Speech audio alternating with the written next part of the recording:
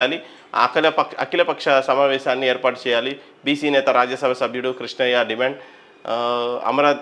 ఆమరణ దీక్ష చేస్తూ బీసీ నేతలకు పరామర్శ. సో ఇది పరిస్థితి. మొత్తం అయితే అతలాకుతలం అయిపోయింది రాష్ట్రంతో. రెండు తెలుగు రాష్ట్రాల్లో విపరీతమైన వానలు, కుంభవృష్టి కురుస్తున్న పరిస్థితుల్లో మొత్తం ఏదైతే అన్ని సిబ్బంది ప్రభుత్వ శాఖలన్నీ పనిచేస్తున్న పరిస్థితి 24/7.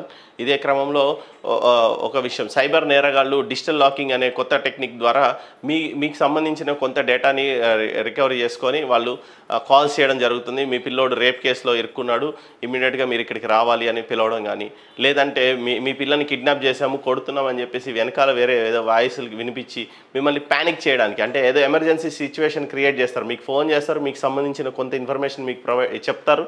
మీ అబ్బాయిని కిడ్నాప్ చేసాం, మీ అమ్మాయిని కిడ్నాప్ చేసాం, యాక్సిడెంట్ చేశాడు మీ అబ్బాయి, మేము పోలీస్ ఆఫీసర్లం అని చెప్పి కాల్స్ వస్తున్నాయి. ఆ రాంగ్ కాల్స్కి ఎవరు ప్యానిక్ అవ్వద్దు. ఫస్ట్ వెరిఫై చేసుకోండి. ఆ కాల్కి రెస్పాండ్ అయిన తర్వాత ఇమీడియట్గా మీరు ఫోన్ పెట్టేసి ఎవరికైనా మీకు సంబంధించిన ఎవరైతే వాళ్ళు చెప్తున్నారో మీ అబ్బాయా అమ్మాయా లేదంటే మీ హస్బెండా వైఫా ఎవరైనా కానివ్వండి, ఈ డిజిటల్ లాకింగ్ టెక్నిక్లో వీళ్ళు ఏం చేస్తున్నారంటే ఎవరో ఒకళ్ళు డేటా ఇన్ఫర్మేషన్ తీసుకుంటున్నారు ఏదో ఒక రూపంలో. మనం ఎక్కడో ఇచ్చుంటాం ఆధార్ కార్డు రూపంలోనూ వేరే ఏదైనా సరే. ఆ నెంబర్స్ పట్టుకొని వాళ్ళు మొత్తం డిజిటల్ లాకింగ్ చేసుకొని మనల్ని బ్లాక్మెయిల్ చేసి డబ్బులు వసూలు చేసే పరిస్థితుల్లో సైబర్ నేరగాళ్ళు ఉన్నారు. సో దీనిపైన కొంచెం దృష్టి సారించాలి పోలీస్ డిపార్ట్మెంట్ కూడా. ఇలాంటి ఫేక్ కాల్స్ పెరిగిపోయినాయి, చాలా ఫేక్ కాల్స్ పెరిగిపోయినాయి. స్వయాన హైదరాబాద్తో పాటు రాష్ట్రం అంతా ఇలాంటి ఫేక్ కాల్స్ జరుగుతూ ఉన్నాయి. మీ అబ్బాయి యాక్సిడెంట్ చేశాడు హైదరాబాద్లో, మీరు హుటాహుటిన హైదరాబాద్ రావాలి, లేదంటే మీ అబ్బాయి రేప్ చేశాడు, లేదంటే మీ అమ్మాయిని కిడ్నాప్ చేసాం మేము, లేదంటే ఇంకేదైనా మీ ఆయనకి హార్ట్ అటాక్ వచ్చి పడిపోయారు, లేదంటే ఇట్లా ఏదైనా సరే ఎమర్జెన్సీని క్రియేట్ చేసి మేము చెప్పింది చేస్తే మిమ్మల్ని మేము రికవరీ చేస్తామని చెప్పేసి భయభ్రాంతులకు గురి చేసి మొత్తం ఇది చేస్తున్న పరిస్థితి. సైబర్ నేరగాళ్ళు వాళ్ళని దోచుకుంటున్న పరిస్థితి, వాళ్ళ యూపీఐ ఐడీలు అవి ఇవి తీసుకొని. సో కొంచెం అప్రమత్తంగా ఉండాలి. అప్రమత్తంగా ఉంటూ కొంచెం ఈ వర్షాకాలం బయటికి రాకుండా ఒక 2 రోజులు అయితే ఇంకా వర్షాలు ఉన్నాయి గురువారం వరకు. సో గురువారం వరకు కొంచెం అప్రమత్తంగా ఉండి ప్రభుత్వంతో కోఆపరేట్ చేసి ఎక్కడైనా ఏదైనా ఎమర్జెన్సీ సిచ్యువేషన్ క్రియేట్ అయితే వాలంటీర్గా అక్కడున్న యువకులు ఎవరైతే ఉంటారో వాళ్ళు సపోర్ట్ చేయాలి. అక్కడ లోకల్ పబ్లిక్కి వాళ్ళు ప్యానిక్ అవ్వకుండా కావచ్చు, లేదంటే వాళ్ళకి ఏదైనా కావాల్సిన సహాయం చేయాలి.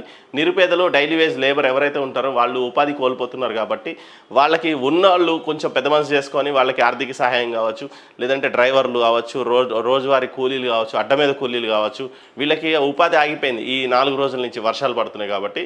వీళ్ళకి సహాయం చేస్తే పెద్ద మనసు చేసుకొని ఎవరైనా సహాయం చేస్తే దగ్గరున్న వాళ్ళకి తెలిసిన వాళ్ళకి, లేదంటే చెక్ చేయండి మీ ఏరియాలో ప్లంబర్ అని కొట్టండి, ఎలక్ట్రీషియన్ అని కొట్టండి, లేదంటే ఎవరైనా మీకు తెలిసిన వాళ్ళే వాచ్మెన్స్కి ఉంటారు, లేదంటే చాలామంది ఉంటారు డైలీ వేజ్ లేబర్, వాళ్ళకి ఉపాధి అవకాశాలు ఈ 4 రోజుల నుంచి లేవు. రోజు పూట గడిస్తే అంటే వెళ్ళి పని చేస్తే కానీ పూట గడవని పరిస్థితుల్లో చాలామంది ఉన్నారు.